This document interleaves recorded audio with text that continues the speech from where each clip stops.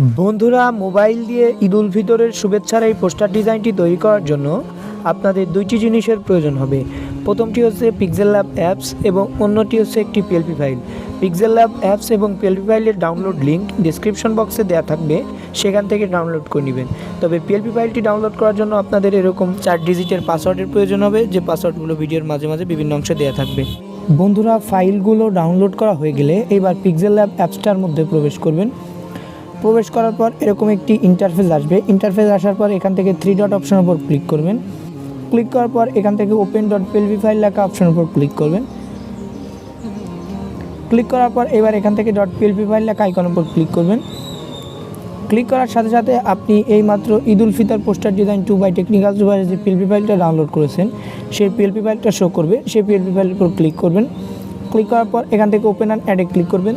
যে তোমার আগে থেকে অ্যাড করা আছে, আমি এখান থেকে ওপেন অনলিতে ক্লিক করলাম। এবার ব্যাক বাটনের উপর প্রেস করবেন।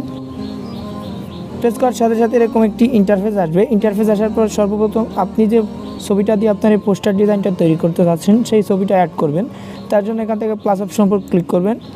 ক্লিক করার পর ফ্রম গ্যালারি অপশন উপর ক্লিক করবেন। ফ্রম গ্যালারি অপশনে ক্লিক করার পর এবার গ্যালারি থেকে আপনার সেই ছবিটা সিলেক্ট করে দিবেন।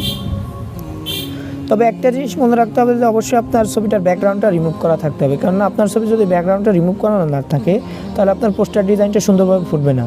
আপনি যদি আপনার ছবির ব্যাকগ্রাউন্ডটা রিমুভ করতে না পারেন, তাহলে ডিসক্রিপশন বক্সে একটা ভিডিওর লিঙ্ক দেওয়া থাকবে, ভিডিওটা দেখে নেবেন। এবার টিকমার্ক অপশনের উপর ক্লিক করবেন। ক্লিক করার সাথে সাথে আপনার ছবিটা অ্যাড হয়ে যাবে। এবার এখানে চেপে ধরে আপনি চাইলে আপনার ছবিটাকে রিসাইজ করে ছোটো বড়ো করে নিতে পারবেন।